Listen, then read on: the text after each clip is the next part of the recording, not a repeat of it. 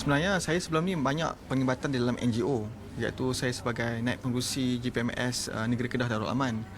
Jadi melalui penglibatan saya banyak melibatkan diri dalam aktiviti kesukarelaan lah, aktiviti kemasyarakatan, dan saya ada pasukan saringan kesihatan sendiri yang mana saya ada ahli-ahli sukarela yang mana daripada staf kesihatan yang bersama-sama saya untuk turun ke kampung-kampung, ke rumah-rumah yang mana kita melawat orang-orang sakit dan kita bagi bantuan khidmat kesihatan lah, dan yang mana yang perlu rawatan lanjut kita rujuk ke hospital lah. Yang mana yang sakit tu diagnosis tu ada dalam bidang kepakaran saya minta pesakit tu berjumpa saya sendiri di hospital lah, untuk rawatan lanjut. Saya kenal doktor agak lama lah daripada saya praktikal lagi. Dia seorang yang berwibawa. Lepas tu dia juga seorang yang mementingkan pesakit lebih daripada diri dia lah. Walaupun dia seorang yang bekerja lebih daripada masa, tak kira waktu, tapi dia tetap akan melayan pesakit seperti yang dikehendaki lah. Saya melihat perkara ini satu persaingan yang sihat lah. Tetapi bagi diri saya, politik yang saya tawarkan adalah politik khidmat, yang mana kita lebih kepada nak memberi khidmat kepada rakyat. Dan seperti mana prinsip saya sebelum ni, saya sentiasa mendahulukan pesakit, dan apabila terjun ke dalam bidang politik ni, tentunya rakyat saya akan dahulukan lah, daripada segala-galanya.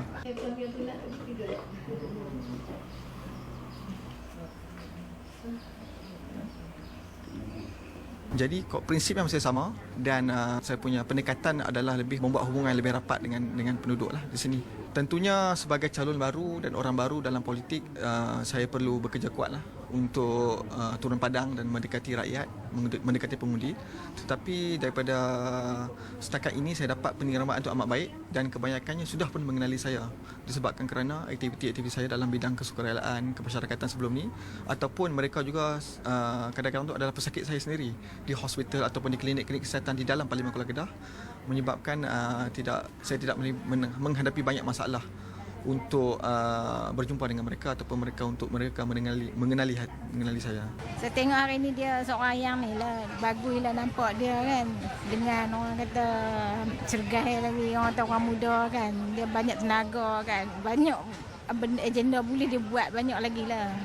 Dia selalu bergaul dengan orang ramai, berjumpa dengan orang bawah, orang kampung kan, tak kira lapisan lah. Harapan saya minta dia menang lah. Bagi dia menang mewakili Parlimen Kuala Kedah lah, sebagai calon Barisan Nasional kan, mewakili ni kan. Pada prinsipnya sebagai seorang doktor, kami memang mengutamakan pesakit, tetapi bila masuk dalam bidang politik, prinsipnya masih sama. Prinsipnya masih memberi khidmat, tetapi dalam skala yang lebih besar. Dan saya yakin jika saya berjaya menjadi seorang ahli parlimen, insya-Allah lebih banyak manfaat yang dapat saya sumbang kepada masyarakat di Parlimen Kuala Kedah ini.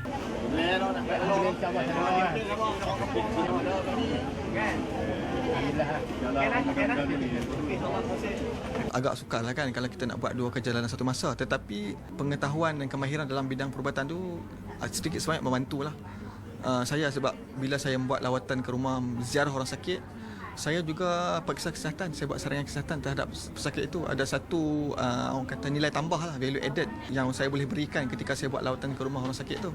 Jadi dan saya boleh bagi khidmat nasihat berkenaan dengan penjagaan pesakit kronik, boleh memberi motivasi kepada keluarga yang menjaga pesakit tersebut.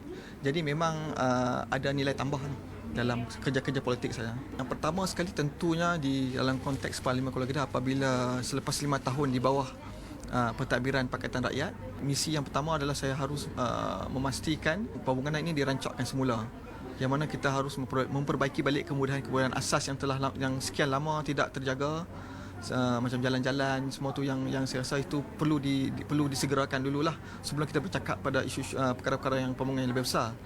Dan di samping itu juga, kalau kita lihat Aku Janji Manifesto BN bagi negeri Kedah, memang telah digariskan kita akan jadikan JT Kuala Kedah itu sebagai satu pusat tarikan pelancong, yang mana kita akan menaik tarafkan JT Langkawi itu, dan juga kita akan memperbesar, membaik pulih tempat parking kereta, yang mana pada pandangan saya ini sangat penting.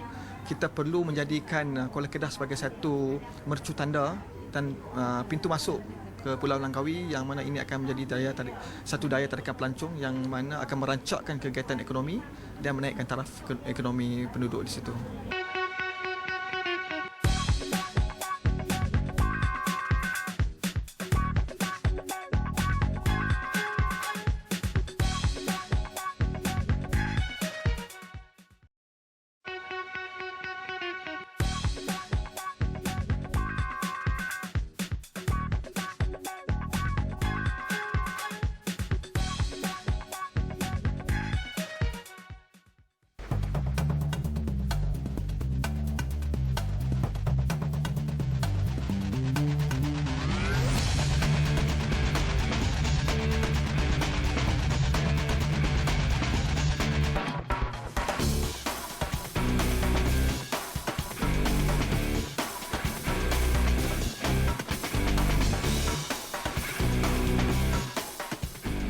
Nama saya Julian. Tahun ini umur saya 34. I'm a researcher.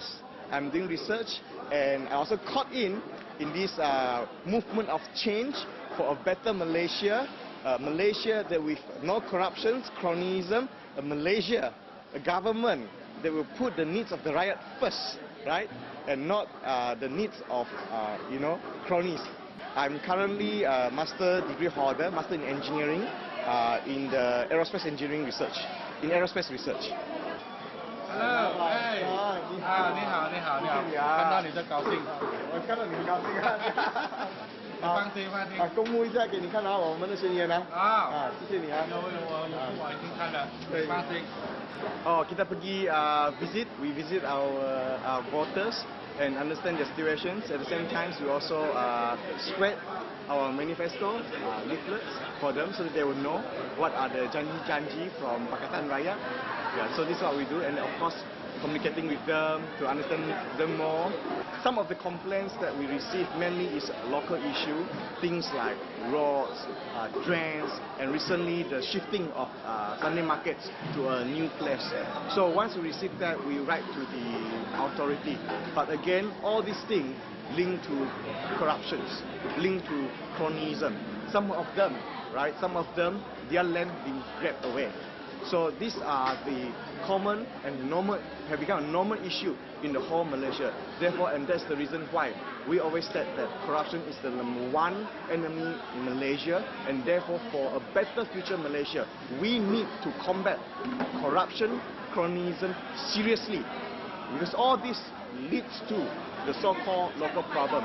When we approach authorities, they will say that they don't have enough fund to build better roads, to build better drains. So all these who suffer, these are the riots that are suffer. The value of our money is getting lower and lower and lower. Why? Because we are paying for the money that been flow out of Malaysia because of illicit outflow. For the past 10 years, we have lost nearly 1 trillion, which is around 800 and 600 plus billion. And all this result in the value of our money drops. And the riot now, they are suffering because the value of the money has become low, and therefore they suffer. 这是新的，新的吗？没有叶中的，这是新的，叶中的。金帝国。First of all, I think we have confidence with the voters, and again, we are ready. We are young, we are dynamic, and we're ready to learn new things, and we're ready to take the challenge. And of course, we come in with a new principle, and especially what Pakatan Rakyat believe in: accountable, competent, and transparent. And we arm with that principle. Hopefully, we build a new generation, a better Malaysia by arming with that principle to form a new government.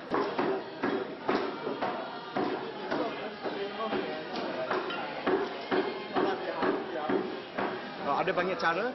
One of the way kita pakai electronic media untuk reach out to the youngster, seperti Facebook. Of course, at the same time, they also have access. Mereka boleh telefon kita lah. Tidak ada bagi name card semua anytime. Mereka boleh SMS kita, mereka boleh WhatsApp kita, telefon kita, bercakap apa masalah mereka face, or sometimes they call us that they were supporting us.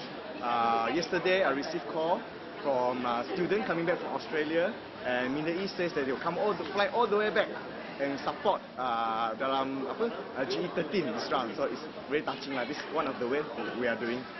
你可以站哈。